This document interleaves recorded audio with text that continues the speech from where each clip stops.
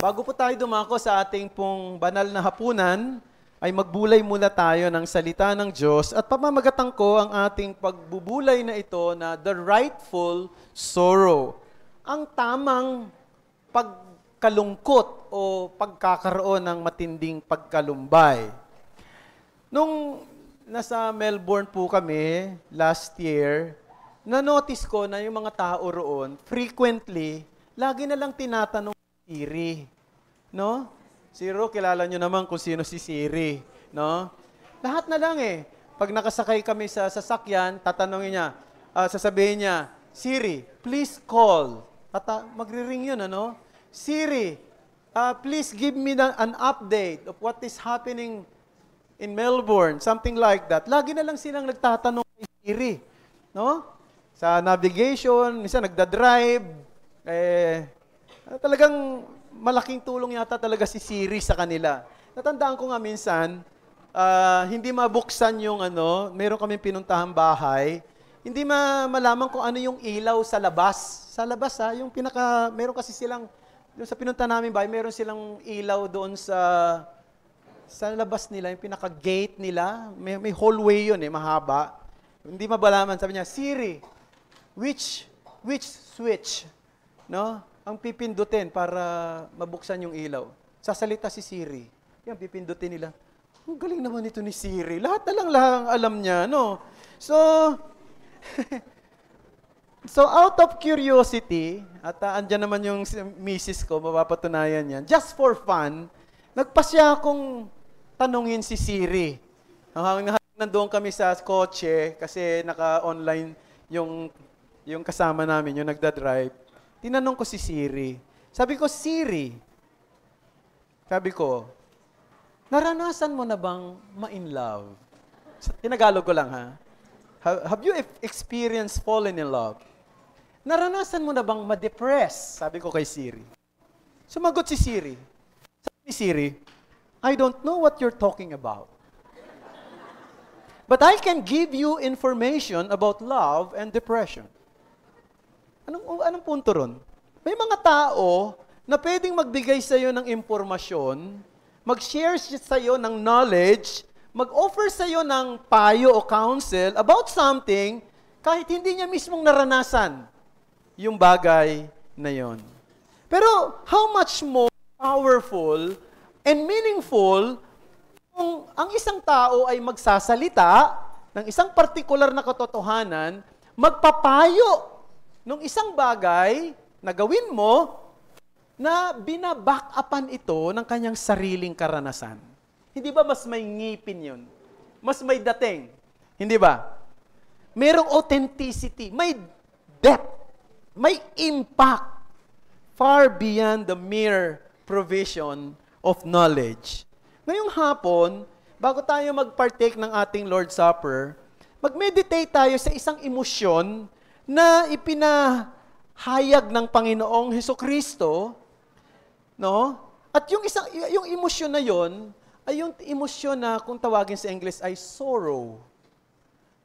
Kalungkutan. At dito makikita natin, ang Panginoong Hesukristo ay pwedeng magturo sa atin kung papaano natin i-deal yung ating mga sorrow, yung ating mga kalungkutan, sapagkat siya mismo naranasan niya ito. May ngipin ang sasabihin ng Panginoon sa atin patungkol dito, sapagkat siya mismo naranasan niya ito. Let us now turn our Bible from Matthew chapter 26, verses 36 to 39. Basahin ko po sa Tagalog. Mateo kapitulo 26, talata 36 hanggang 39. Pagkatapos ay pumunta si Jesus, nakasama sila sa isang pook na tinatawag na Getsemani. At sinabi niya sa kanyang mga alagad, "Maupo kayo rito, samantalang ako'y pupunta sa dakong roon at mananalangin." Isinama niya si Pedro at ang dalawang anak ni Zebedeo at pasimula siyang malungkot at mabagabag. At sinabi niya sa kanila, Lubhang nalulungkot ang aking kaluluwa, na halos ikamatay. Manatili kayo rito at makipagpuyat sa akin. Verse 39. Paglakad pa niya ng malayo, siya'y nagpatira pa at nanalangin na nagsasabi, Ama ko, kung maaari, lumampas sana sa akin ang kopang ito, gayon may hindi ang ayon sa ibig ko, kundi ang ayon sa ibig mo. Ito po ang salita ng Panginoon. So makikita natin, dito sa binasa natin, si Jesus Christ ay nandoon sa Gethsemane, no? At doon sa kaloob-looban pa ng Gethsemane, ay isinama niya ang kanyang 3 alagad. At sa isang pangyayari roon, ay kanyang ipinahayag ang kanyang deep emotions. At ang sinabi rito sa binasa natin ay, He began to be sorrowful and troubled. He began to be sorrowful and troubled. Sa verse 38, no, dinescribe niya ito in His own mouth. Binigyan niyang diin pa nga ito nung kanyang gamitin yung prefix na very. No, sa wikang Ingles. O sa ibang translation ay exceedingly. I am very or exceedingly sorrowful. At meron pang suffix yun. Unto death.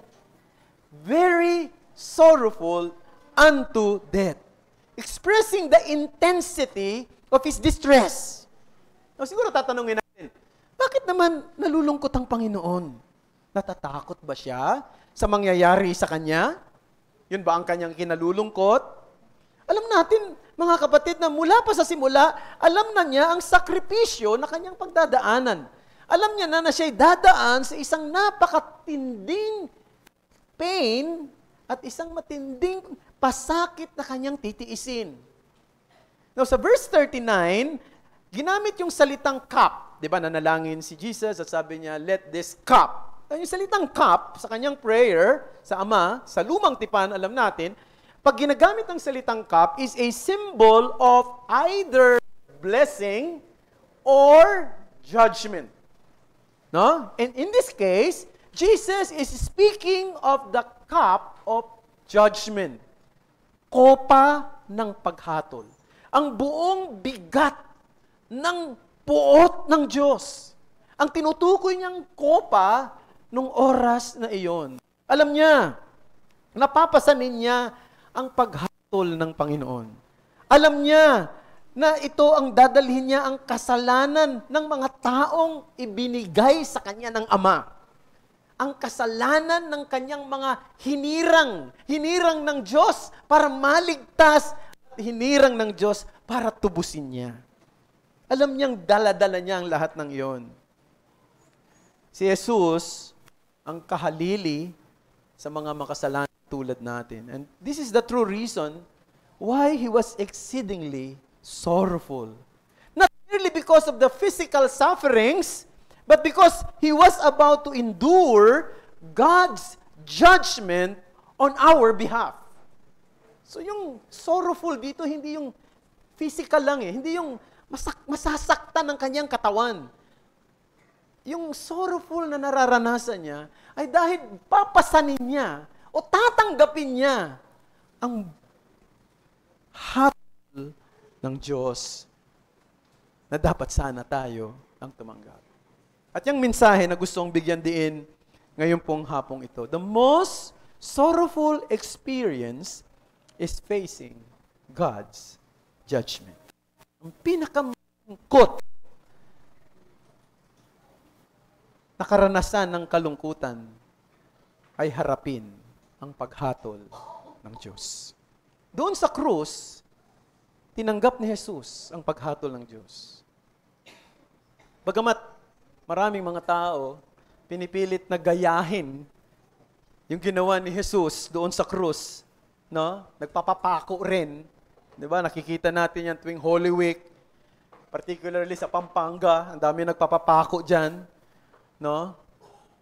Pero walang sino man ang pwedeng gumaya doon sa pinasan ni Jesus. Doon sa tinanggap ni Jesus yung buong puot at paghatol ng Diyos. Yun ang kanyang tinanggap. At hindi to kayang gayahin ng sinuman. Pwedeng gayahin yung pagpapapako. Pero yung kahulugan ng pasanin mo yung paghatol ng Diyos, walang sinuman ang pwedeng gumaya ng lahat ng yan. Yan ang dahilan kung bakit ang Panginoong Jesucristo ay puno ng kalungkutan ng oras na yun. And the lesson that we can take from this is that if there is anything we ought to grieve over, it is God's judgment. Let me underscore that. If there is anything that we have to grieve over, it is God's judgment. Kasi tinanong, si Jesus, wala siyang kasalanan. Sinless Son of God siya. Hindi siya nagkasala. Wala siyang guilt. Pero nakaramdam siya ng sorrowful. Nakaramdam siya ng deep sorrowful. Doon sa nangyari sa kanya. Eh, lalo pa nga tayo dapat. Dapat nararamdaman natin yung bigat, yung lungkot. No? Dahil tayo mga makasalanan, dapat nagtitremble ang bawat isa sa atin sa katotohanan ito. Kasi kung ang anak ng Diyos na walang kasalanan ay nakaranas ng ganitong klase ng damdamin, gaano pa kaya ang sino man sa atin dapat ay makaranas din ito, yamang tayo'y nagkasala sa harapan ng Diyos. So tingnan natin at pag-aralan ng tatlong bagay, mga kapatid. No? Unang-una, let's look at the rightful sorrow, its purpose. That's number one. Secondly, the rightful sorrow, its pattern. And then the rightful sorrow, its perseverance. So, unang-una, the rightful sorrow, its purpose. Lahat ng normal na tao ay nakararanas ng kalungkutan in one way or another. Diba? Lahat naman siguro tayo rito. Maaring nakaranas tayo ng mabigat na kalungkutan nung may namatay na mahal na buhay. Nalungkot ka rin, maaari, nung nawalan ka ng trabaho. O maaring may nawala na mga kasangkapan sa iyo. Maging nabiktima ka ng sunog, mas mabigat yun. Bumagsak ang iyong negosyo. O isang kaibigan o family member na aalis na. No? Nalungkot tayo. Ako, nalulungkot pag alis ni Tin. No? Ang isang atleta na natalo sa isang kompetisyon, nalulungkot yun. No? Ang isang political candidate, nalulungkot yun pag natalo. Pati yung mga supporter niya, nalulungkot din. Di ba? Yung iba nga, hindi nakakatulog. No? Dahil natalo yung kanilang sinusuportahang kandidato. At bilang pastor, ako ay nakakaramdam din ng kalungkutan. As I said, nalulungkot ako na si Tin ay magmamigrate na sa Amerika. No? Dahil, siyempre, nasanay ako na nakikita ko siya lagi rito every Sunday. At and hindi naman, not to embarrass Tin. Talagang ako'y, pag mayroon akong kailangan, si Tin lagi ang madalas kong, kahit mga simpleng bagay, Tin, paano to? Paano to? Paano ganyan? Bigyan mo ako ng load. Padala mo muna ako ng ganito, no? Marami na akong utang kay Tin. Alam ko naman na hindi niya ako pagbabayarin. Hindi, joke. Joke lang. Sa mga, bigyan mo ako ng load. Halos lahat, ano? Pwede ba, paano ba namin lalakarin yan? So, sa kanya, siyempre, mamimiss ko yung mga bagay na yun. I'm so sad na siya ay alis na sa akin dito, no? Although, masaya rin naman ako sapagkat siya ay pupunta sa lugar na kung saan makaka-join niya yung kanyang asawa. At the same time, nalulungkot ako kapag may mga membro na nadidisiplina. No? Nalulungkot ako kapag may nakikita akong isang kapatid na nawa lang sa kanyang commitment sa ministry ng church. And I feel sad when you are sad because I'm a pastor.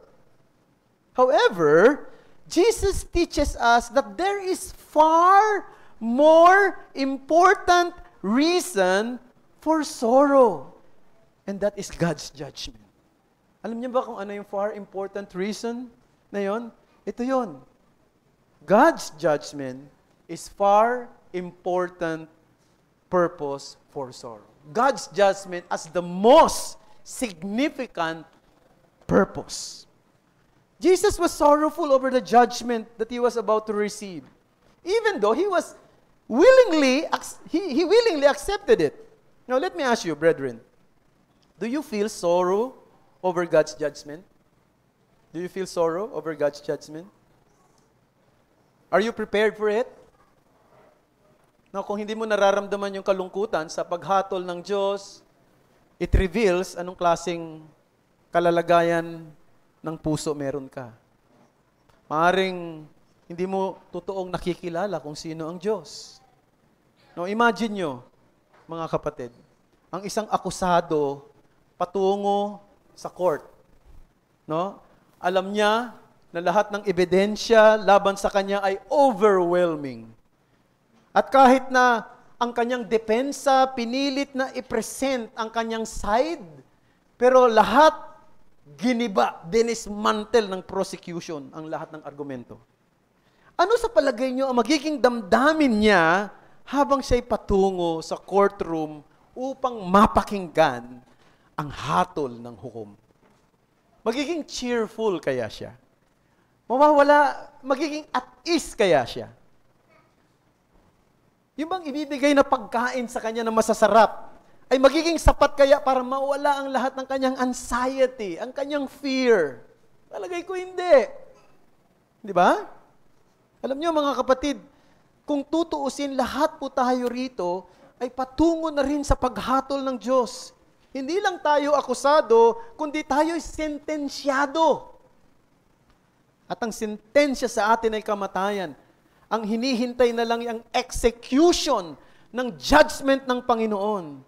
Yung bang realisasyon na yon ay magbibigay sa iyo ng at ease na feeling? Hindi mo ba mararamdaman ang bigat sa iyong puso kapag nalaman mo na ikaw ay nasa ilalim ng paghatol ng Diyos? At ang hinihintay na lang ay yung execution ng judgment na yon? Alam niyo, yan ang problema sa maraming tao sa ating panahon ngayon. They fail to recognize that God is also a judge. Ang concept nila ng Diyos ay limitado doon sa ang Diyos ay nagpapala, ang Diyos ay nagmamahal. No? Hindi nila nakikita na ang Diyos ay nag-execute ng judgment. At yan marahil ang dahilan kung bakit marami sa ating panahon walang rightful sorrow. Hindi nila nararamdaman ang pagkalungkot, ang pagkalumbay, ang bagabag sa kanilang kalooban. Dahil hindi nila nakikita na ang Diyos na ito ay isang Diyos na humahatol. Natandaan natin, si Jesus, katulad ng sinabi ko, ay walang nagawang kasalanan. Siya ay anak ng Diyos. Pero humaharap siya sa paghatol ng Diyos. At dahil doon, he was deeply sorrowful. Now, if you do not feel sorrow over God's judgment, then you are not true believer. You are not true believer. A true believer recognizes the weight of God's judgment. A true believer understands nothing can remove it unless a substitute takes their place. Alam niya na hindi mawawala ang bagabag na yung malibang malaman niya na mayroong kumuha ng paghatol na ito para sa kanya. At yun ang isang magandang balita. Yun ang isang mabuting balita na dapat maintindihan ng marami.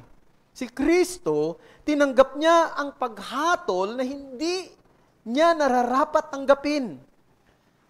Ang mga totoong mananampalataya ni Jesus, nakita nila ang paghatol na tinanggap ni Jesus. At sila'y tumakbo kay Jesus para siyang maging tagapagligtas nila sa paghatol na gagawin ng Diyos sa sanglibutan. They fully trust and embrace by faith that Jesus alone is the hope for sinners. A true believer is thankful that their greatest fear, God's judgment, was resolved by Jesus. Nung kuhanin ni Jesus ang parusa na dapat sana ay para sa Kanya.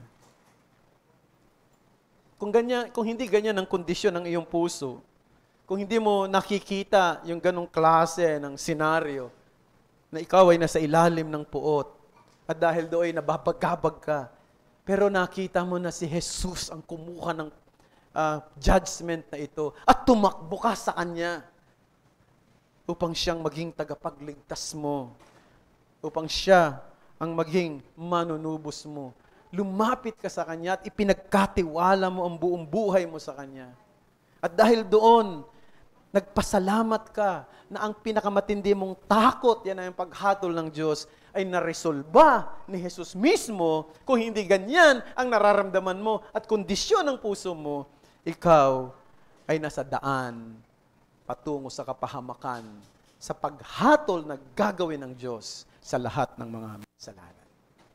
Kaya dapat merong tamang layunin sa ating isipan ang ibig sabihin ng totoong sorrow or sorrowful. So yun po ang una. Nakita natin the rightful sorrow, its purpose. The purpose is what? God's judgment is the significant purpose for sorrow. Let's go to the second heading. The pattern or its pattern. Now sometimes, when a person feels sorrowful, iniisip nila, tinatalikuran sila ng Diyos o nilalayuan sila ng Diyos, di ba?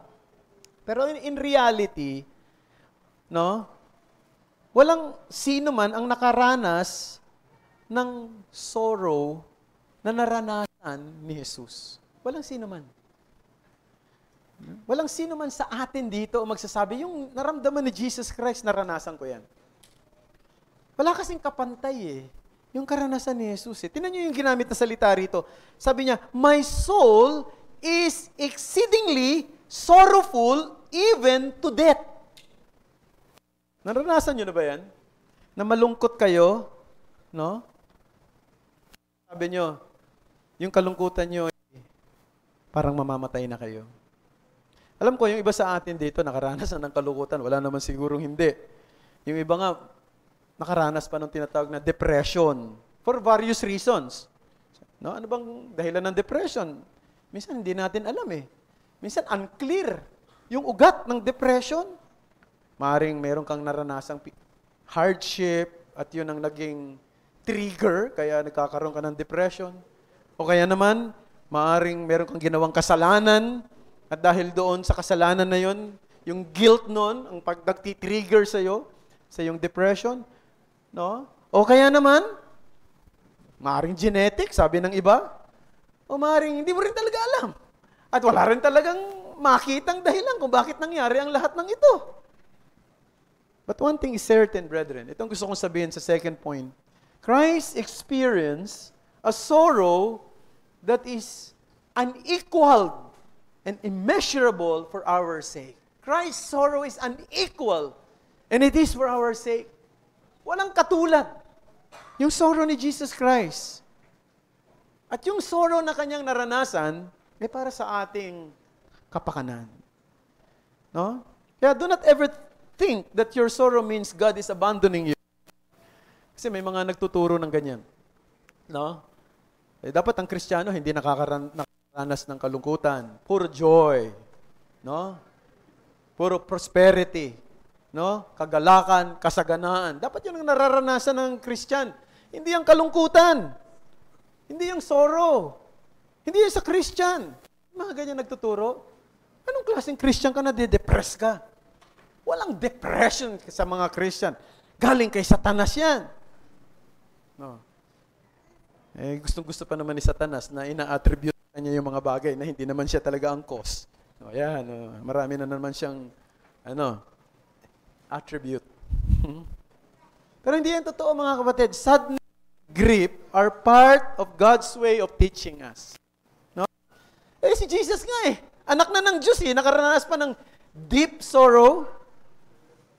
Hindi siya in-spare. No? Doon sa sorrow na yun, what should we expect para sa sarili natin? Pero itong gusto kong sabihin, kung Christian ka ngayon, God uses sorrow to shape you, to draw you closer to Him, and to deepen your dependence on His grace. Ecclesiastes chapter 7, verses 2 to 4. It is better to go to the house of mourning than to go to the house of feasting. For this is the end of all mankind. And the living will lay it to heart. Sorrow is better than laughter. For by sadness of face the heart is made glad. The heart of the wise is in the house of mourning, but the heart of fools is in the house of mirth. Isipin niyo yung sinabi rito. No? Mas marami pa daw tayong matututunan sa funeral service kaysa sa birthday party. No? Siguro kung meron kayong gustong puntahan. Party, funeral. Party, di ba? Pero sabi ng Ecclesiastes, ng mga ngaral, mas mabuting pumunta sa lugar ng lamayan, sa lugar ng mayroong mga nagdadalamhati, kaysa sa mga lugar na mayroong feasting. Mas marami kang matututunan doon. Mas nakapag-iisip ka sa mga bagay na higit na mahalaga roon. Di ba? Totoo naman yun eh. Pagka nasa party ka, niisip mo lahat, sarap ng mga pagkain na to, ubus ko lahat, matikman ko lahat ito, di ba? Yun lang nasa isip mo, lalo na pag medyo bata-bata ka. No? Ay ako, hindi na eh. No. Hindi na, lugi na pagka buffet 101. Lugi na talaga yan. Ano? Hindi mo na makakain lahat. No? Lugi na pumunta sa mga Vikings. No? Hindi naman tayo makakapasok doon pag walang manlilibre. Yan din ang isang puto ron. Ano? Pero, sa lugar na yon, hindi mo iniisip yun. Ang sarap nun. Mas may mesa, alam mo, ang sarap. Natikman mo yung ice cream dun. Natikman mo yung ganun. Meron, di ba? Ang sarap talaga. Di ba? Yung lang naiisip mo, makakain, masarap, mabusog. Okay, mag-enjoy. Pero sa lugar ng lamayan, siyempre doon mag-iisip, ano ba kinamatay nung taong yan? Stroke. No? Bakit? Kasi nga, mataas ang kolesterol. No? Mataas ang kanyang sugar. Ang lakas kasing kumain, walang disiplina. Ganun ka rin. No, nag-iisip ka ngayon, medyo nga dapat sigurong magdahan-dahan ako, di ba? Nag-iisip ka ngayon ng medyo mas mahalagang bagay sa buhay. No? Kasi nga, hindi siya nag-exercise. No? Talagang walang ginawa yan, kundi puro trabaho, walang exercise yan. Kaya, ayun ang nangyari sa kanya. Kulang na nga ako dyan. So nakakapag-isip, higit na mas mahalaga sa buhay. Kaya mas marami daw tayong matututunan sa funeral service. Now, this means, that the Lord often teaches us more during the times of sorrow than during moments of feasting. So when you feel sad, brethren, kapag nakakaramdam ka ng kalungkutan, as if nahihirapan ka, maaaring dumarating yung time na parang nadidismaya ka o parang dumadating yung time nang hihina ka. Isipin mo ito, kung may kalungkutan ka ngayon na pinadadaan ng Panginoon, isipin mo na ikaw ay pumapasok sa sarili mong hardin ng Gethsemane. At doon sa lugar na yon ay merong anguish, merong struggle. Pero take this in your heart. Si Kristo ang iyong pattern. Si Kristo ang iyong halimbawa. Doon sa lugar na yon, naranasan niya rin pinakamabigat at pinakamahirap at walang kapantay na kalungkutan na hindi pa natin naranasan, kaya't kaya niyang makisimpatya sa mga kalungkutan na meron ka at bibigyan ka niya ng lakas at biyaya sa mga panahong pinagdaanan mo ang lahat ng ito. So, sino ang ating titingnan? Sino yung ating pattern when we experience sorrow? Of course, none other than our Lord Jesus Christ. At ang totoo lang, ang naranasan niya, wala sa kalingkingan ang nararanasan. Pag masamahin man, karanasan nating lahat. Now, let's go to the last point. The rightful sorrow, it's perseverance. It's perseverance. Now, in the prayer of Jesus to the Father, we read in verse 39, "My Father, if it be possible, let this cup pass from me. Nevertheless, not as I will, but as you will." So, when Jesus was about to be arrested, actually, Peter tried to stop him, di ba? Ano yung ginawa ni Peter? Kumuha nga ng sword, tapos tinagpas yung tenga nung isang servant na pangalan si Malco. Pero nirebuke siya ni Jesus. Anong sinabi niya? Matthew 26:52-54, basahin natin. "Put your sword back into its place, for all who take the sword will perish by the sword. Do you think that I cannot appeal to my Father, and He will at once send more than 12 legions of angels?" But how then should the scriptures be fulfilled? That it must be so. Anong gusto sabihin ni Jesus dito sa mga binasa natin? No, si Jesus, ito yung gusto kong sabihin, in the depths of His sorrow, Jesus was still ready to drink the cup of judgment. Di ba sabi niya, if at all possible, let this cup pass over me. But not my will, but yours be done. At nung para bang tinutulungan na siya ng mga alagad niya na hindi nga mangyari sa kanya yung gagawing paghuli sa kanya, siya mismo nagsabi, gagawin natin ito. Papaanong matutupad ang banal na kasulatan?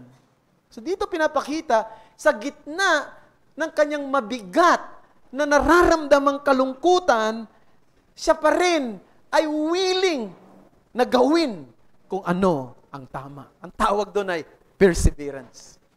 Perseverance. He understood the indescribable consequences for sinners if he will not drink the cup of judgment. Alam niya yun. Pwede niyang hindi inumin. Pero alam niya yung consequence. Alam niya yung mangyayari sa mga tulad natin na mga makasalanan. Alam niya yung kilabot na mangyayari sa ating lahat doon sa kapahamakang walang hanggan. Kaya ininom niya ang kopa ng paghatol.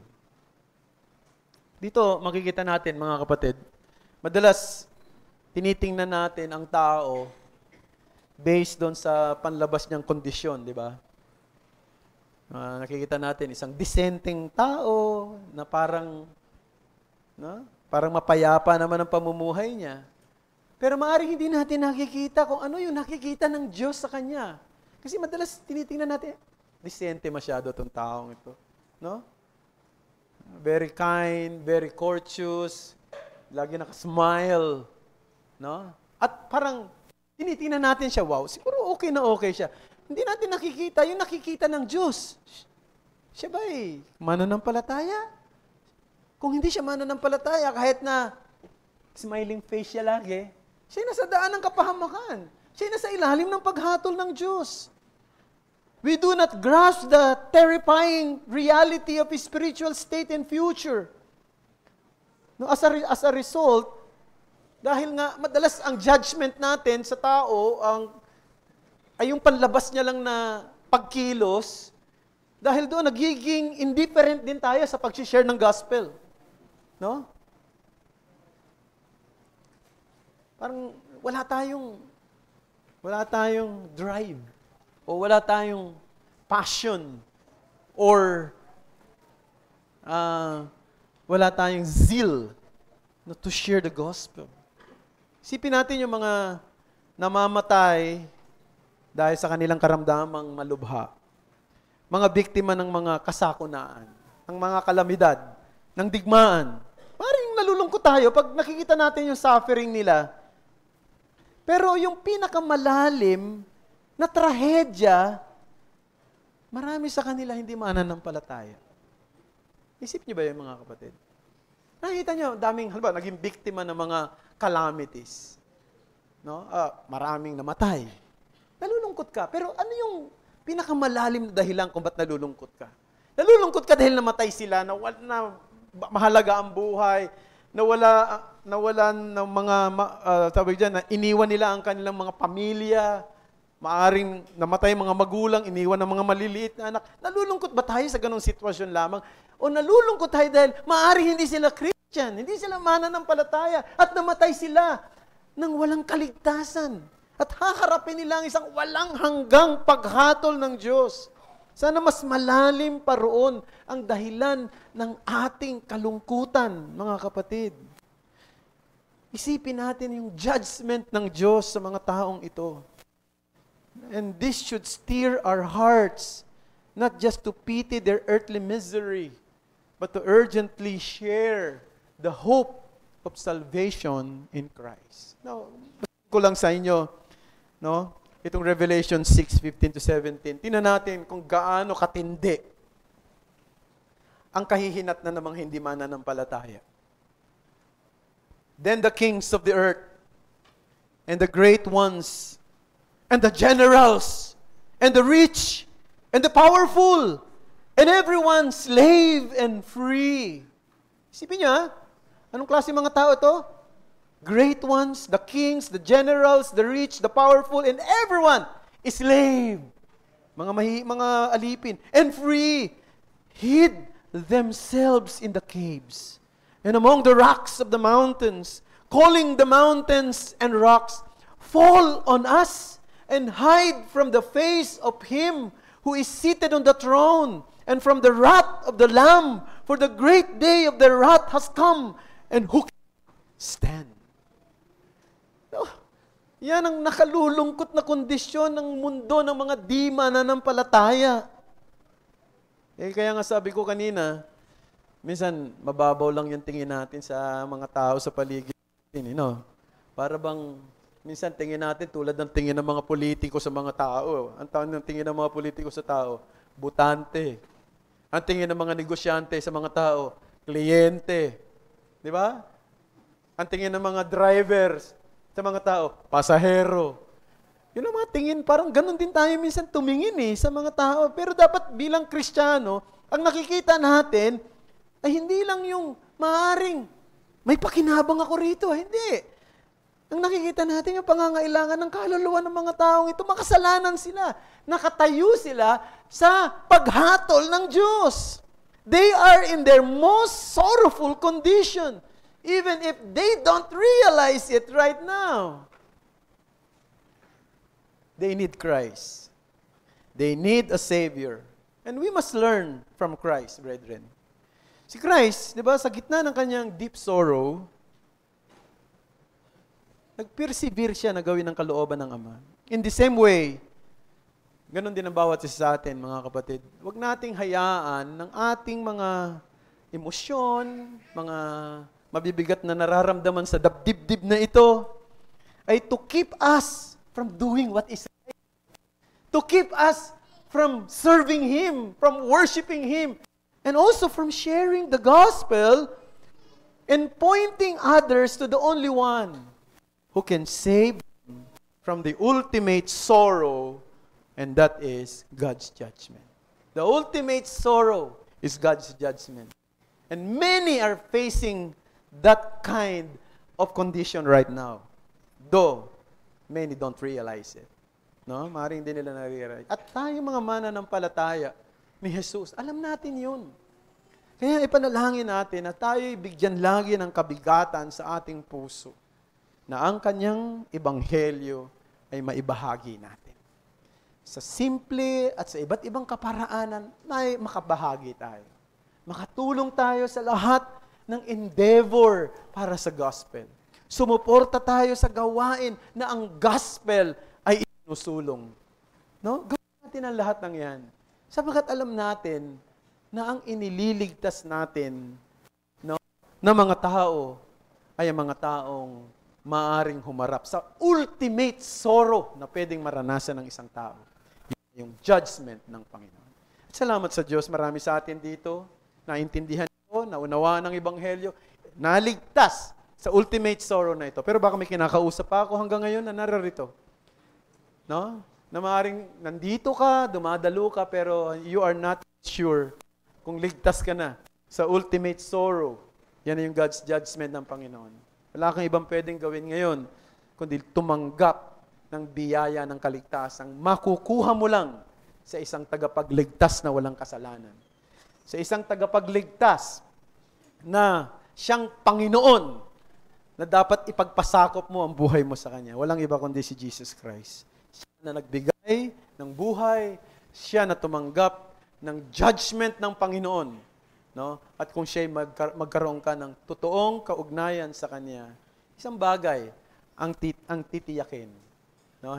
Hindi mo mararanasan. Yung ultimate sorrow na mararanasan ng lahat ng mga taong wala sa Kanya. Yun sana ipag-pray natin sa ating sarili.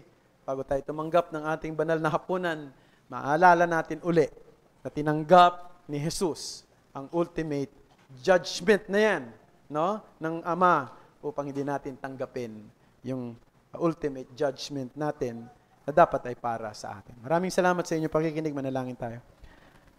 Diyos, salamat sa iyong mga salita na amin pong napagbulayan sa hapong ito bago namin tanggapin ang aming banal na hapunan. We pray that you will continue to steer upon our hearts the burden na ibahagi ang Ebanghelyo. Maraming mga maaring member pa ng family namin na hindi pa mananampalataya. Relax sila, parang okay lang ang buhay, parang hindi nila iniintindi ang pangangailangan ng kanilang kaluluwa. Maawa po kayo sa kanila. Bigyan nyo rin kami ng burden na i-share yung gospel sa kanila. Maaring kaibigan namin, maaring kapitbahay namin, mga taong nakakasama at nakakasalamuhan namin araw-araw, na nakakausap namin sa iba't ibang mga transaksyon, ngunit hindi namin hindi nagkakaroon ng pagkakataong makausap namin sa higit na mahalagang bagay, ang Ebanghelyo ni Jesus.